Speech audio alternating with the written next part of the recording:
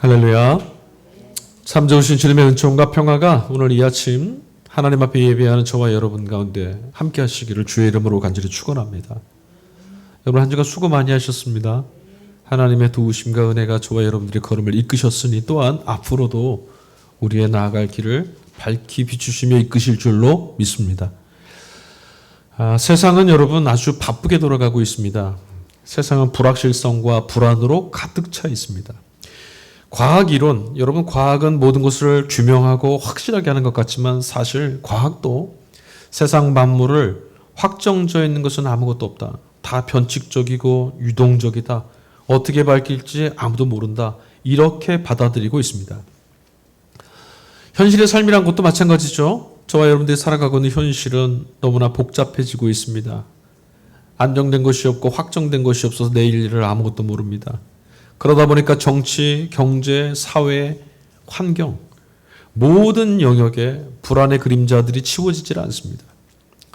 그렇게 되면 사람들은 불안에 떨어지고 말죠. 그래서 사람들은요, 빠른 해결책, 달콤한 위로, 손쉬운 답 이런 거 찾아 나섭니다. 그리고 이렇게 연약해진 사람들의 마음을 비집고 교묘한 거짓말로 그 마음을 사로잡으려고 드는 사람들도 곳곳에 넘쳐나 있습니다. 이렇게 하면 된다고, 저렇게 하면 된다고. 물론 그런 사람들이 전하는 답이라는 것이 시간이 지나고 나면 언제나 똑같습니다. 거짓 안도감, 거짓 평화였다라는 거죠. 오늘 일독서 구약 본문에서 만나게 되는 선지자 예레미야가 살던 시대도 그런 시대였습니다. 기원전 609년에 남유다 땅에 요시야 왕이라는 사람이 전쟁터에 나갔다가 쓰러졌습니다. 그러나 적어도 선지자 예레미야 입장에서 볼 때는 요시야 왕의 죽음은 단순한 왕의 죽음일 수 없습니다. 예레미야는 무척 우울했습니다. 그리고 절망에 떨어집니다. 왜냐하면 퇴락했던 이 유다 땅의 신앙 개혁을 이끌었던 이 요시야 왕이야말로 하나님이 이 민족을 살리기 위해서 세워주셨던 마지막 희망의 불씨, 마지막 보루라고 여겨왔기 때문입니다. 예레미야는 요시야 왕에게서 희망을 보았습니다. 저희가 나아가는 걸음을 하나님이 붙드시고 이 땅을 구원하실 것이다. 그런데 그 꿈을 채 펼쳐보기도 전에 그가 쓰러지고 말았으니 이제 유다 민족의 내일은 없습니다. 이대로 망할 게 뻔해 보입니다. 그러니 얼마나 암담하고 하나님이 대체 왜 우리에게 이런 시련을 가져다 주실까 억울했겠습니까? 그런데 이때 희망찬 메시지를 전하던 선지자가 있습니다. 하나냐입니다. 그런 사람들 많았습니다. 2년 안에 하나님이 모든 걸 회복시켜 주실 것이다. 그의 메시지에 사람들은 단박에 마음을 빼앗겨 버렸습니다. 얼마나 좋습니까? 불안한 시대인데 하나님이 지켜주실 거랍니다. 하나님이 너희를 지켜준다고 약속했답니다. 그러나 여전히 예레미야 선지자는 현실을 정확히 직면하라고, 너희 자신을 말씀에 비추어서 하나님 앞에 다시 보라고, 하나님의 뜻을 겸손히 받아들이고 회개와 성찰로 나아가라고 이 메시지를 전할 수밖에 없었습니다. 그래야만 유다는 다시 살 수 있습니다. 하나냐 그리고 예레미야, 이 선지자들이 전했던 메시지는 단지 신학적으로 누가 옳으냐, 누가 맞는 것이냐 그런 이야기로만 흘려보낼 수는 없습니다. 물론 당시의 사람들은 하나냐 그의 말에 귀를 기울였죠. 아마 우리도 그럴 겁니다. 여러분의 삶에 불안이 드리워졌을 때 하나님은 무조건 너를 지켜주실 거야 라고 하는 메시지를 들으면 너무나 평안할 겁니다. 이렇게만 하면 살 수 있다고 말하는 말들 들으면 그래 그것만 하면 될 거야 위로가 될 겁니다. 단순히 이 유다 백성들이 도덕적으로 수준이 낮아서 예레미야 선지자가 아니라 하나냐의 말에 거짓말에 현혹됐느냐? 그가 아닙니다. 우리는 알고 있죠. 예레미야 선지자가 옳다라는 것. 그런데도 그들은 왜 하나냐에게 마음을 뺏겼을까요? 두려움, 불안, 염려, 근심. 여러분 우리는 그런 것 앞에 서게 되면 쉽게 거짓된 안도감을 선택하고 안주하게 됩니다. 이게 인간이라면 누구나 가지는 본질적 한계일 거예요. 우리의 연약함입니다. 예레미야는 유다 백성들을 이렇게 진단합니다. 예레미야서 4장 22절. 내 백성은 나를 알지 못하는 어리석은 자들이요 악을 행하는 데는 지각이 있으나 선을 행하는 데는 무지하다. 우리가 그렇죠. 하나님이 기뻐하시는 일이 무엇인지 우리는 모릅니다. 결과적으로 우리가 선택했던 것들이 하나님의 영광을 가리는 것이 훨씬 많습니다. 지금 예레미야 선지자는 단순히 유다 백성들의 도덕적인 수준을 또 윤리적인 어떤 폐악들을 비난하고 지적하는 게 아닙니다. 그런 것들 말하는 게 아닙니다, 여러분. 지금 예레미야 선지자가 말하는 건 무엇이냐? 인식론적인 위기, 다시 말하면 지금 무엇이 참이고 무엇이 거짓이고 무엇이 생명이고 무엇이 죽음인지 도무지 분별하지 못하는 상태에 떨어져 있다라고 하는 사실을 지금 지적하는 겁니다. 여러분, 우리는 어떻습니까? 지금 살만한 겁니까? 아니면 죽음이 눈앞에 있습니까? 우리가 망하는 길을 가고 있습니까? 살아가는 길을 가고 있습니까? 여러분, 분간이 되십니까? 무엇이 하나님의 뜻인지 분별이 되십니까? 내가 구하는 것들이 하나님이 원하시는 참된 생명의 길이라고 확신할 수 있습니까? 오늘의 우리도 염려나 불안, 두려움에 내몰릴 때마다 늘 그렇듯이 하나냐 선지자 그가 전했던 말들에 마음을 뺏깁니다. 빠른 성공, 교회의 성장, 나라의 번영, 기독교를 지키고 교단을 지켜내는 일, 그럴듯한 안도감으로 사람들을 현혹하는 이들에게 우리는 너무 쉽게 휘둘립니다. 아무리 대단해 보여도 정말 그렇게만 하면 될 것처럼 보인다 해도 여러분, 그런 것들로 평안을 얻어낼 수는 없습니다. 우리 스스로 우리의 내일을 지켜낼 도리가 없다라는 겁니다.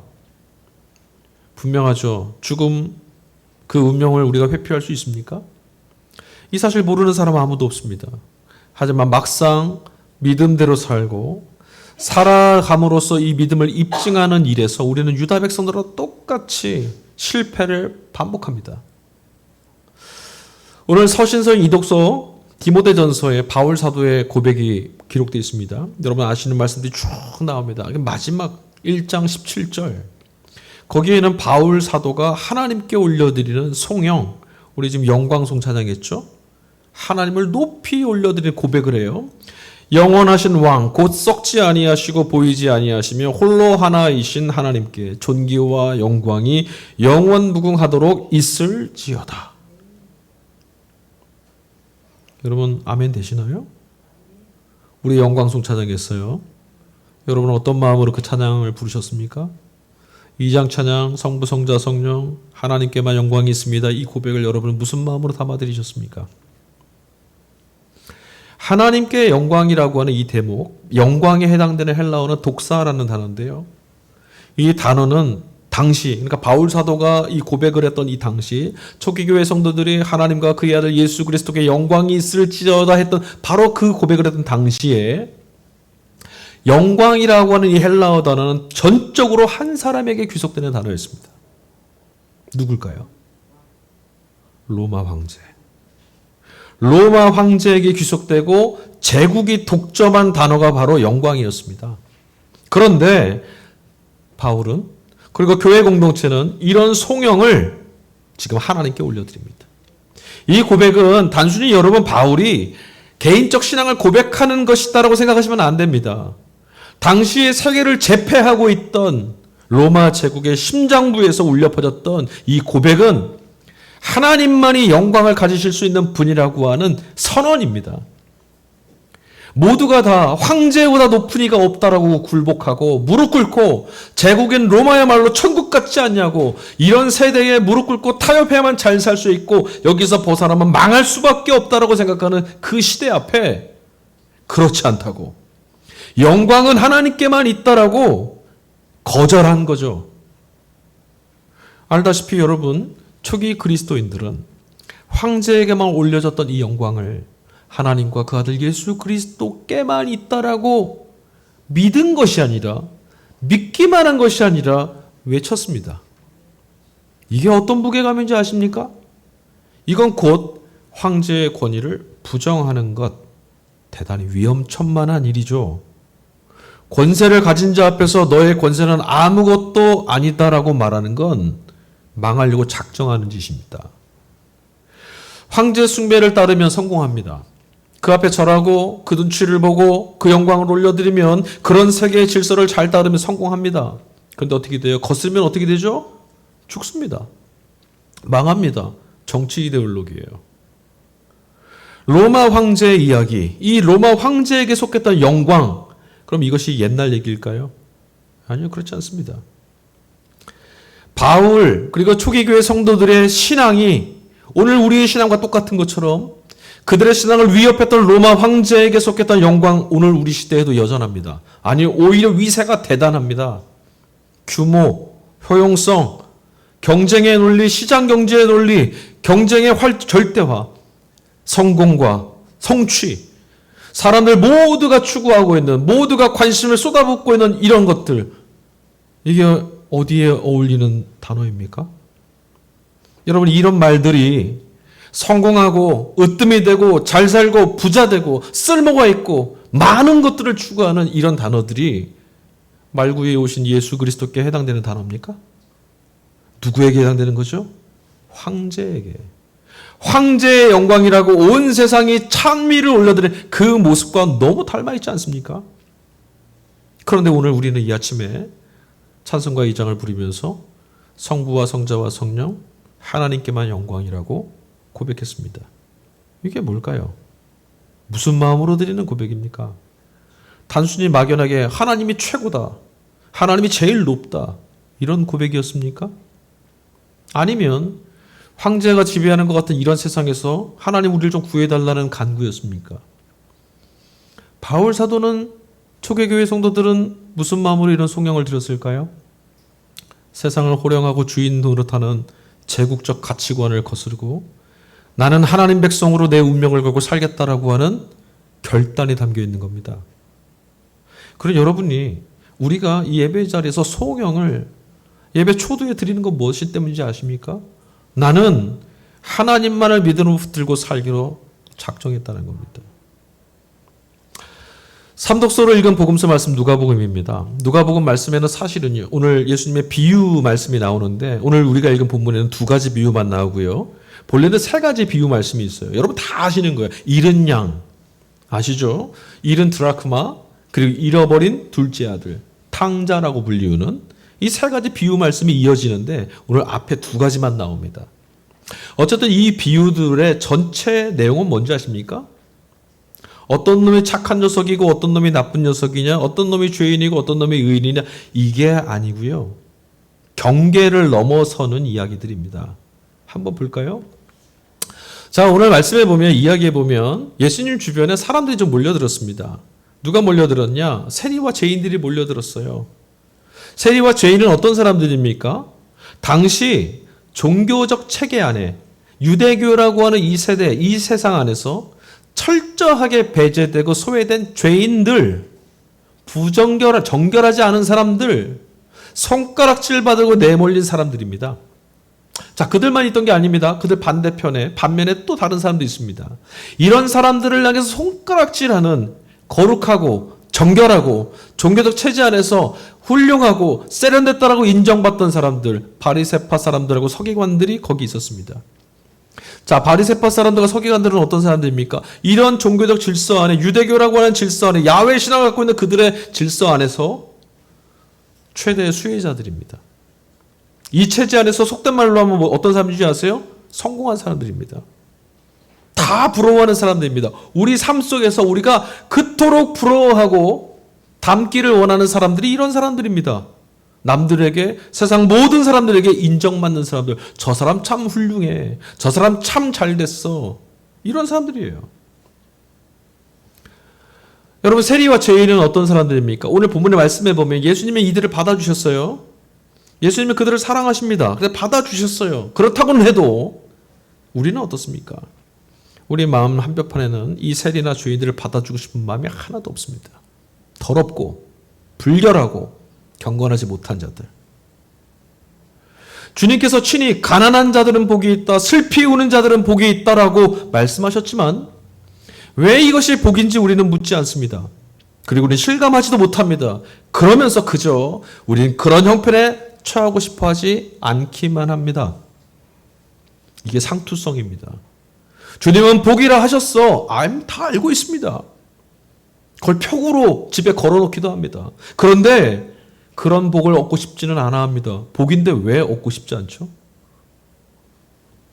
우리는 이런 말씀을 들을 때마다 이 양쪽 편, 바리새인과 서기관들과 세리와 죄인들, 이 양쪽 편을 나누고 과연 어느 편이 옳을까? 어느 편이 부정할까? 주님의 기준은 무엇으로 이렇게 구별해서 어느 편이 옳다고 하시는 걸까? 이거 알고 싶어 합니다. 자, 비유에 등장하는 이 비유 말씀들, 잃은 양이나 드라크마나 잃은 아들에 대한 이 비유 말씀 속에서 등장하는 이야기 속의 인물들은 지금 예수님 주변에 몰려들었던 그 사람들을 지칭하는 거겠죠? 맞죠? 그들 들으라고 한 말씀이니까. 그럼 여러분, 바리새파 사람들과 서기관을 지칭하는 건 뭘까요? 다시 질문하겠습니다. 잃은 양 비유에서 99마리 양은 누구를 지칭하는 겁니까? 세리와 죄인입니까? 바리새파와 서기관입니까? 어떻게 생각해 오셨습니까? 다 아신다고 믿고. 잃은 양은 어떤 사람들이죠? 잃은 양 한 마리는 누굽니까? 답변 안 하실 작정했습니까? 죄인들, 세리들 아니었습니까? 그런데 여러분 이 이야기를 이렇게 듣고 보면요. 좀 부담스럽지 않으세요? 왠지 아십니까? 이 말씀 속에서 예수님이 말씀하실 때 이 99마리 양, 여기 속하는 게 바로 우리들이니까요. 불편해요. 주님은 잃은 양 한 마리 귀히 여기시는 거고 99마리에 두고 보세요. 우리에게 주님이 관심이 없나? 잃은 양 한 마리, 죄인은 도대체 어떤 사람들입니까? 여러분 성경에서 말하는 죄인은 어떤 사람들입니까? 도덕적으로, 법적으로 비난받을 사람, 그럴 만한 사람들, 또 교회에 안 나오는 사람들, 이런 사람들일까요? 그러면 여러분 죄인이시네요? 크게 말해보던가. 통상 우리가 죄인과 의인을 어떻게 정의를 내리냐면 법, 규율 이런 것들을 잘 지켜냈다고 인정받는 사람을 우리는 의롭다라고 말하고요. 이것도 못 지켜냈고 저것도 못 지켜냈고 그러니까 이 법과 규례와 질서를 잘 지켜냈다고 인정받을 만한 것이 없는 사람을 우리는 죄인이라고 합니다. 맞나요? 그러면 성경이 말하는 죄인의 본질은 뭐냐? 인정받을 만한 게 하나도 없는 사람. 누구에게? 하나님께. 그럼 여러분 질문 드려볼게요. 저 도덕적으로 별결하고 윤리적으로 옳지 않고 법과 규율이 안 맞고 종교적인, 교리적인, 교단법으로 어긴 저들 어겼으니 인정받을 게 없으니까 죄인이죠. 우리는요? 여러분은 하나님께 인정받을 것들이 있습니까? 그 말씀이죠. 다를 게 하나도 없다. 오늘 8절과 10절 말씀해 보면 잃은 양 다음에 잃은 드라크마의 비유가 나옵니다. 드라크마는 동전입니다. 당시 유대에서 사용하던 동전인데요. 한 드라크마는 당시 유대인들 성인 노동자 한 사람이 하루 버는 품삯과 같았습니다. 여러분 얼마 정도 되는지 대충 가늠하실 수 있죠? 잃어버리면 그 한 드라크마를 잃어버리면 하루치 품삯을 잃어버리면 억울하죠. 화가 나실 겁니다. 아까울 겁니다. 그런데 그건 사실이지만 그렇다고 해서 그걸 찾아서 오늘 말씀 속에 나와 있는 여인처럼 찾아서 헤매고 찾고 찾다가 또 그걸 찾았다고 해서 사람들 불러 모아서 잔치를 벌일 만큼 대단한 가치가 있냐? 그런가요, 여러분? 여러분 한 돈 10만 원 잃어버렸다 찾으시면 사람들 불러 모아서 잔치 벌이십니까? 이런 한 주 동안 돈 10만 원 억울해서 뺏겼다가 찾아내시면 주일에 우리 성도들 앞에 축제하겠다고 잔치하겠다고 너무 기쁘다고 잔치 여시나요? 아니요, 그렇지 않습니다. 그러니까 오늘 얘기 예수님의 비유 말씀 속에서 보면 이 여인 10개의 드라크마를 잃어버린 게 아니라 한 드라크마를 잃어버려서 10개 중에 하나를 잃어버렸는데 이 난리를 치는 걸 보면 좀 뭐가 이해가 안 됩니다. 뭐 잔치까지 벌이고 이러지? 예수님 무슨 말씀을 너무 과장되지 않았나? 이 얘기를 이해하시려면 당시 유대사의 문화를 좀 알아야 돼요. 이 여인이 본래 갖고 있던 드라크마는 10개였습니다. 당시 여인들 중에 10개의 드라크마를 몸에 지참하고 다니는 이들이 있었어요. 10개를 동전을 끈으로 실로 꿰입니다. 그러면 동그랗게 되죠? 뭐같이 됩니까? 목걸이 같이 되죠. 그걸 목에다가 거는 거예요. 그렇게 하고 지참하고 다니는 사람들이 있어요. 어떤 사람들이 그럴까요? 누구요? 하루치 품삯 정도 10개 메고 다니는 게 부자예요? 성인 노동자들? 우리 시대에 지금 그렇게 여러분 그 부자라고 생각하시고 부러워하십니까? 당시에 10개의 드라크마, 그러니까 열흘 정도의 품삯을 목걸이를 들고 있는 사람이 누구냐? 이런 여인들이 누구냐? 결혼을 앞두고 있는 지참금으로 갖고 있는 거예요. 지참금. 만약에 이 여인이 신분이 높았으면 어땠을까요? 부자였으면 어떻게 됐을까요? 이런 부산 안 떨었을 겁니다. 왜냐하면 잃어버린 이 하나를 대신할 게 얼마든지 있거든요. 근데 이 여인은 10개의 이 지참금, 결혼을 앞둔 이 지참금, 이 하나 잃어버린 이걸 대신할 게 없어요. 그럼 9개로 되느냐? 9개는 안 돼요. 10개가 있어야 돼요. 그 얘기예요, 지금.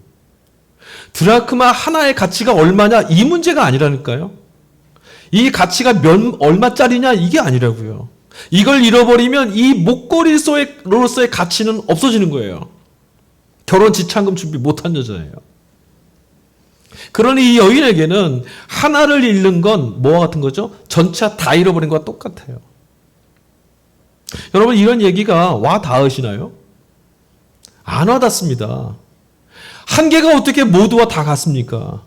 우리는 늘 쓸모, 효용성, 효율, 비용 이런 거 다시 말하면 경제 논리, 황제와 제국의 논리 이게 너무 익숙해져 있습니다. 그래서 우리에게 하나는 어떤 건지 아십니까? 여러분 9개를 얻고 하나를 잃어버린다면 어떠시겠어요? 9개 얻으면 득받다 하죠. 하나 그까짓 거야. 우리에게 하나는 뭔 줄 아십니까? 우리의 마음속에 뭐 어떻게 작동되냐면 하나는 가치 없고 쓸모없고 작고 지나쳐도 되는 것. 아프게 들으셔야 돼요. 예수님이 주신 말씀이에요. 우리가 99마리라는 게 지금. 우리에게 이런 가치가 작동되고 있어요. 1000명이 오는 교회가 있습니다. 그 중에 한 명은 클까요? 작을까요? 안 보일 거예요. 근데 예수님 말씀대로 하면 어떻게 되냐? 전부가 없는 거예요. 예수님은 오늘 7절 말씀에 그리고 끝에도 이런 말씀을 하시긴 했어요. 회개하는 죄인 한 사람. 그죠? 그래서 이 말씀들은요. 주로 교회에서 어떻게 우리가 설교되고 우리가 이해하느냐. 어떻게 이해됩니까? 야, 한 명 찾아내서 예수 안 믿는 사람 하나 찾아내서 교회 데리고 오고 예수 믿게 하고 구원하고 전도하고 새생명 축제하고 이래야 된다. 이런 말씀을 우리 읽습니다. 아닌가요? 야, 어떻게든 주님이 이렇게 찾아내기를 원하시니 우리가 찾아내야겠다. 여러분 이렇게 읽는 성서 읽기는 대단히 피상적인 겁니다. 결론부터 말씀드릴게요. 여러분이 이런 방식으로 성경을 읽게 되시면 복음의 깊이, 하나님 나라, 구원의 감격 실감할 수 없습니다. 오늘 15장 7절 말씀에 이런 말씀을 주님이 하셨습니다. 죄인 한 사람이 회개하면 하늘에서는 회개할 것 없는 의인 99으로 말미암아 기뻐하는 것보다 더하리라. 이 이야기 속에서 99과 잃어버린 한 마리, 또 그 뒤에 이어지는 9개의 드라크마와 잃어버렸던 1개의 드라크마. 여러분 숫자의 시선을 빼앗기시면 다시 말씀드리지만 본문의 의미는 절대 파악하실 수 없습니다. 예수님 말씀에는 이런 얘기 참 많이 나옵니다. 이른 아침에 와서 일했던 이와 11시에 와서 일했던 이가 똑같은 데나리온을 받더라. 1달란트를 받고 2달란트를 받고 5달란트를 받은 종들, 주인은 아무 차별을 하지 않는데 우리는 그것들을 다 숫자로 평가합니다. 그렇지 않습니까? 왜 하나님은 저 사람에게 이만큼의 달란트를 나한테는 요만큼밖에 안 주시나? 왜 하나님은 저들에게 이만한 복을 주시는데 나한테는 아무것도 안 주시나? 우리 이렇게 생각합니다. 익숙한 얘기죠. 주님이 지금 말씀하셨던 잃어버린 한 죄인 한 사람의 회개라고 하는 이 회개. 여러분 회개 어떻게 하는 겁니까?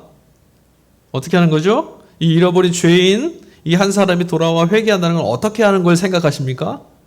교회 오는 거죠. 맞죠? 도덕적으로 윤리적으로 잘못했던 걸 반성하고 나 앞으로 거짓말도 하지 않고 도둑질도 하지 않고 바르고 그렇게 살겠습니다. 우리 이렇게 생각합니다. 그러나 여러분, 회개는요, 도덕적 반성이 아니라 삶의 중심과 지향과 가치를 어디다 둘 거냐, 새로운 선택을 하는 겁니다. 다시 말씀드리면 우리는 스스로 무력합니다. 우리는 내일을 건져낼 수 없습니다. 우리에게 닥쳐오는 내일을 여러분 감당해내실 수 있습니까?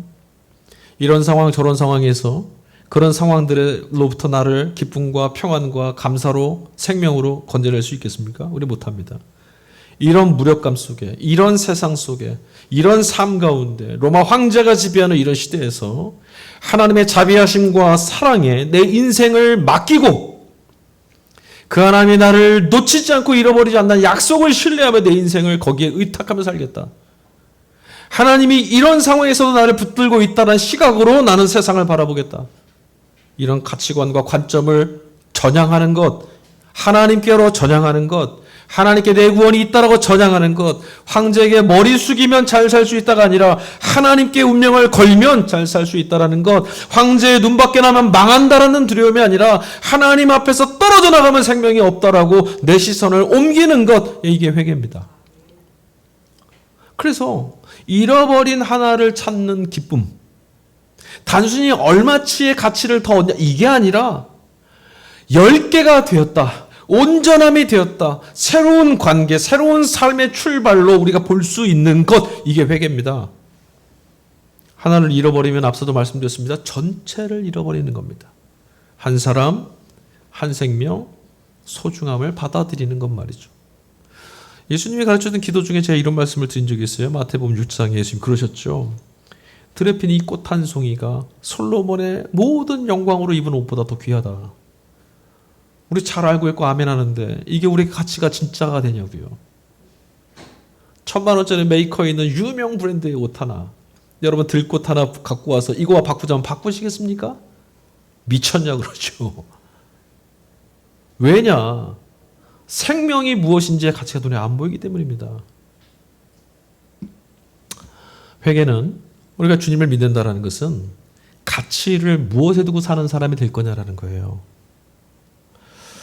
주님은 지금 이 이야기를 들으라고 하시는 거예요. 누구 들으라고 하신 말씀일까요? 지금 이 비유는 누구 들으라고 지금 하고 계십니까? 본문에서 바리새인, 서기관 뿐만 아니죠. 세리와 죄인들도 듣고 있습니다. 우리는 이런 말씀 들으면 저 나쁜 바리새인들, 저 나쁜 서기관들만 들으라고 하신 말씀이라 생각합니다. 아니요. 죄인과 세리도 듣고 있습니다. 이거 기억해야 됩니다. 잃은 양의 이야기나 잃은 드라크마의 이야기는 어느 편이 옳으냐, 무엇이 더 귀하냐가 아닙니다. 한 마리가 99마리보다 더 귀하단 말이냐? 아니라고요. 이 두 그룹 사이를 지금 나누고 있는 경계, 바리새인과 서기관들, 죄인과 세리들을 같이 할 수 없는 하나의 10개의 그 목걸이가 되지 못하도록 분리시키는 종교적 체제, 위선의 질서, 내몰아버리는 가치, 이거를 지금 주님 파괴시키는 거예요. 너희들이 왜 갈라서 있냐는 거죠. 이 말씀은 우리에게 어떤 변화를 요구하고 있을까요, 여러분? 앞서도 죄인이 어떤 사람이라고 말씀드렸어요? 스스로는 인정받을 만한 것이 아무것도 없는 사람들, 구원을 얻어내기 위해서 하나님 앞에 내세울 것이 없는 사람들. 의인은 어떤 사람들이라고요? 하나님 앞에 내가 구원에 합당한 자라고 드러낼 만한 것이 많은 사람들입니다. 여러분들은 어떠십니까? 내가 이만큼 했으니 내가 이런 믿음을 갖고 있어야 하나님 날 구원하실 만합니다. 이런 생각 갖고 신앙생활 하시지 않습니까? 우리가 태산 같은 믿음을 쌓아도 그것 때문에 하나님이 우리를 구원하셔야 될 의무는 없습니다. 업적이 되질 않습니다. 하늘도 기뻐하는 죄인 한 사람의 회개, 이것이 뭡니까? 무능력, 무력한 삶, 가난, 비굴함, 건강이 파괴되고 아무것도 소망이 없는 좌절, 그런 상황에 내몰려 있어도 하나님의 절대적인 구원과 하나님의 능력, 다함이 없는 사랑, 자비하심, 용납해 주시고 안아주시는 그분께 내 인생을 의존하고 그분께 나의 모든 것들을 맡겨서 그분이 받아주시는 것을 감사히, 그분의 자비와 긍휼의 나를 끌어안아 주시기를 소망하며 살아가는 결단. 이게 회개고요. 이게 하나님을 믿는다라는 거예요. 하나님을 믿는다는 건 세상의 황제의 질서와 제국의 질서 반대입니다. 제국에선 여러분은 스스로를 입증해야 됩니다. 황제가 볼 때 로마 황국의 시민으로서의 합당한 자격이 있느냐 없느냐 여러분 입증해내야 됩니다. 그래서 한 주간이 피곤하고 그래서 서럽잖아요. 근데 하나님이 여러분에게 무슨 자격을 요청하셨습니까? 여러분들이 하나님 앞에 나와 찬양할 때, 하나님께 두 손을 빈손을 올려드릴 때 하나님이 여러분께 무엇을 달라고 하셨습니까?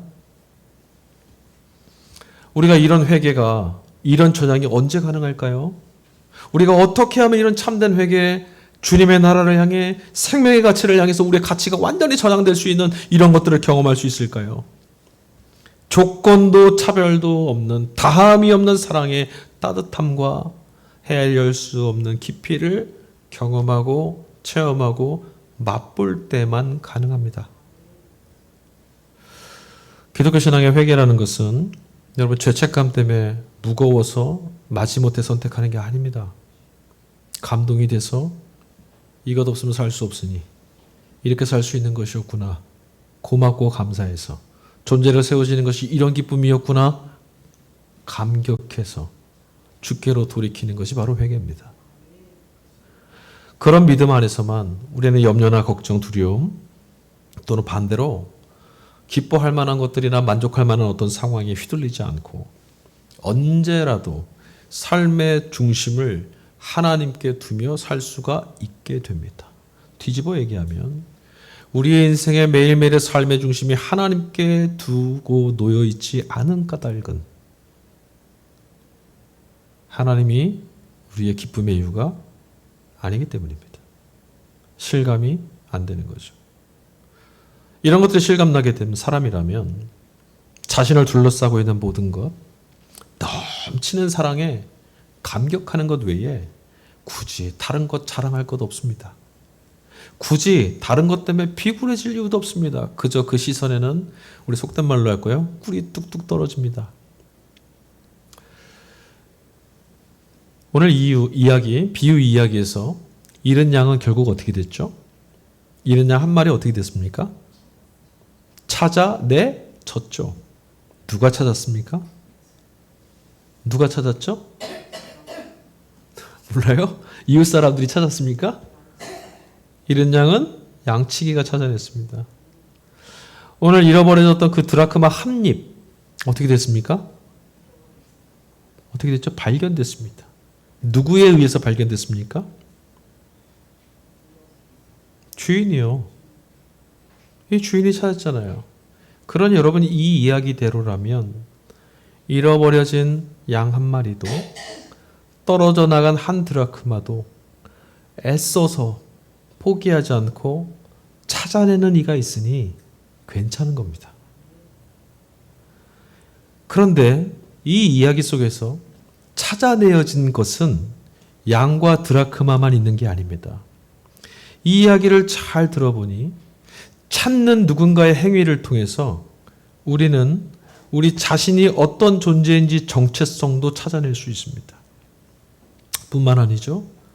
우리는 쓸모없는 하나가 아니라 하나님께서 그토록 소중히 여기는 그 하나였다는 것을 알게 됩니다.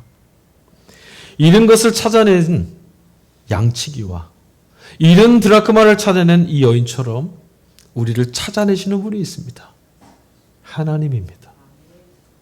그래서 하나님은 우리를 찾아내시는 분입니다. 그러나 동시에 그 하나님은 또한 우리가 찾아내야 하는 분입니다. 우리는 일방적인 찾아냄만 얘기했습니다. 아니요. 오늘도 나를 찾아내려고 몸부림치는 주인을 본 이가 있고요. 보지 못하는 이가 있습니다. 자신을 찾아 계곡을 누비며 가시덤불을 헤치고 찾아오는 양치기를 발견한 잃은 양은 기뻐 달려갈 겁니다. 오늘 성서일과 독서들은 모두 다 대상이 누구냐? 신앙하는 사람들입니다. 교양인이 되거나 바리새인처럼 종교 전문가가 된다고 해서 자신에게 주어진 문제에 이 고독과 헛헛함을 해결할 방안은 없습니다. 물론 신앙생활을 잘한다고 해서 여전히 이런 것에 내몰리지 않고 믿음을 말하지만 여전히 우리가 두려움을 모두 다 몰아냈느냐? 그건 아니죠. 오늘 본문의 메시지는 한 가지 사실로 귀결됩니다. 하늘의 기쁨, 하나님의 경험, 양치기와 주인이 있음을 깨달아 아는 것. 여러분, 예수 그리스도의 십자가와 부활 안에서 우리는 이미 우리 가운데 저와 여러분들의 잃어버려진 것 같은 삶 가운데 하나님 나라가 시작됐다는 사실에 눈을 뜬 사람들, 그 소식에 부르심을 받은 사람들입니다. 이 신앙적 사건이 우리 삶의 중심에 채워지지 않으면 이것이 정말 그렇구나, 하나님이 나를 찾아오셨구나, 우리 인생을 찾아내셨구나, 지금도 찾고 계시구나, 이것이 실감나지 않으면 우리는 영원히 하나님의 구원이 무엇인지 실감 못하며 살게 될 겁니다. 그러면 황제의 세상에서 우리는 늘 피로하게 살다가 그렇게 갈 수밖에 없습니다. 선지자 예레미야는 결혼도 하지 않았습니다. 고독한 채 살았습니다. 왜 그랬을까요? 절망해서 그랬습니까? 아니요. 그에겐 희망이 있었기 때문입니다. 그런 것에 내몰리기에는 지금 너무나 큰 희망이 아직도 그에겐 포기할 수 없는 희망이 있었기에 거기에만 전념한 거죠. 하나님이 열어가실 새로운 미래를 위해서 현재의 안락함 따위 그저 기꺼이 포기해버린 겁니다. 찾아내려고. 초기 그리스도인들은 어땠습니까? 제국의 영광에 맞서서 하나님의 영광을 선포하며 살았습니다. 이것이 무엇인지 말씀드렸죠? 죽을 수도 있습니다. 순교의 위험을 기꺼이 감수한 일입니다. 왜 그렇습니까? 지금 여기 계시는 하나님의 영광을 맛보려고요. 예수께서는 종교적 경계를 뛰어넘어 죄인들과 함께 식탁을 함께 앉으셨습니다. 당시의 종교 기득권자들이 쌓아 올렸던 질서, 가치관, 세계를 근본적으로 도전하고 무너뜨린 거죠. 오늘 우리도 잃은 양을 찾기 위해서, 잃은 드라크마 하나를 찾기 위해서, 잃은 하나님을 찾기 위해서 길을 나서야 되는 사람들입니다. 이 길에서만 우리 자신이 하나님에 의해서 어떤 존재, 발견될 것인지, 찾아내어지는 존재이고 죽음에 의해서 소외되지 않는 존재라는 사실이 우리 안에 기쁨으로 밀려오기 시작할 겁니다. 예수님은 오늘 잃은 양과 잃은 드라크마의 비유를 통해서 저와 여러분들의 시선을요, 하나님께로 이끌어 가시는 거예요. 우리들의 기준이 아니라 하나님께로. 역설적으로 말씀드렸지만 잃은 양과 잃은 드라크마는 결국 우리 믿는 이들에게는 누구를 지향하게 하는 것이냐면 하나님입니다. 여러분, 우리는 하나님을 잊고 살고 있습니다. 우리는 우리를 찾으시는 하나님을 잃어버렸습니다. 하나님은 우리를 찾으시는 분이시지만 또한 우리가 찾아내야 하는 분입니다. 계시는 하나님, 여기 계시는 하나님이시지만 은폐되어 있습니다. 숨어 계십니다. 찾아내셔야 됩니다. 계시는 것처럼 했지만 계시지 않아서, 보이지 않아서, 답답해서, 염려돼서, 불안해서 무너지는 인생이 아니라 찾아내십시오. 주님은 우리 가운데 숨어 계시지만 당신을 찾는 누구에게라도 스스로를 드러내십니다. 그분을 찾게 되면, 그분을 만나게 되면 우린 천국의 기쁨을 경험할 수 있습니다. 예수 그리스도를 통해서 하나님은 이미 역사 가운데에 자신을 온전히 드러냈습니다. 그러나 여러분은 찾으시면 됩니다. 물질적 안정이나 종교적 명성으로 만족하시지 말고 잃어버린 양을 찾아 길을 떠나고 등불을 밝혀서 잃은 드라크마를 찾아내는 일, 그것처럼 우리는 하나님을 찾아야 됩니다. 찾을 때 하나님의 기쁨, 하늘의 기쁨, 생명의 기쁨, 구원의 기쁨이 저와 여러분의 삶 가운데 넘치도록 부어질 줄로 믿습니다. 아멘. 이제 우리 함께 찬양하겠습니다. 주신 말씀 기억하면서 우리 찬양하실 때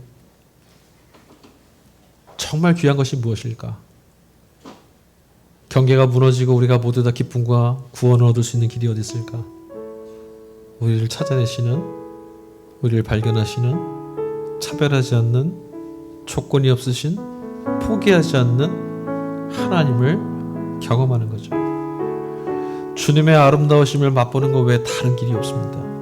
맛본 자는 찾게 됩니다. 본 자는 두드리게 되고 들은 자는 길을 떠납니다.